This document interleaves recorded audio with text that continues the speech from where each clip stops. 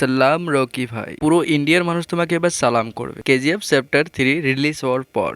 সবাই অপেক্ষা করছে শুধু কেজিএফ পার্ট 3 দেখার জন্য। সবাই প্রশ্ন করছে এই মুভিতে কে কে থাকবে, কতদিন পর রিলিজ হবে। এই ভিডিওতে সবার প্রশ্নের উত্তর পেয়ে যাবেন। যখন কেজিএফ পার্ট 1 তৈরি করলো তখন কি বাজেট ছিল জানেন? প্রথম কেজিএফ এর বাজেট ছিল 80 করোড়, মাত্র 80 করোড়। যখন চ্যাপ্টার 2 বানাতে গেল তখনও বেশি বাজেট ছিল না, মাত্র 100 করোড় কি মুভি ছিল। এইবার কেজিএফ পার্ট 3 এর বাজেট শুনে আপনার মাথা ঘুরে যাবে। কি করে বানালো এত বাজেটের movie? KGF chapter 3 budget 400 crore. এত বাজেটের মুভি কি আছে আর ভিতরে? প্রথমে তো বলছি এই মুভিতে যে হিরো রোল করবেন তিনি হচ্ছে রকি ভাই নাকি ইয়াস। কেজিএফ চ্যাপ্টার 2 তে যে মিউজিকটা ছিল ওই একই মিউজিক কেজিএফ চ্যাপ্টার 3 তেও থাকবে। এই মুভিটার সবকিছু বানানো কমপ্লিট হয়ে গেছে, এনাকি রিলিজ ডেটটাও কনফার্ম হয়ে গেছে। নভেম্বর 2025-এ এই মুভিটা রিলিজ হবে। শুনতে পাচ্ছি যে কিছুদিনের ভিতরে এই মুভিটার একটা ছোট্ট ট্রেইলার রিলিজ করবেন। এই মুভিটার জন্য শুধু আমি না, সবাই অপেক্ষা করছে শুধু একটাবার দেখার জন্য। কেজিএফ চ্যাপ্টার 3 তে সঞ্জয় দত্ত থাকবে আর ওনার সাথে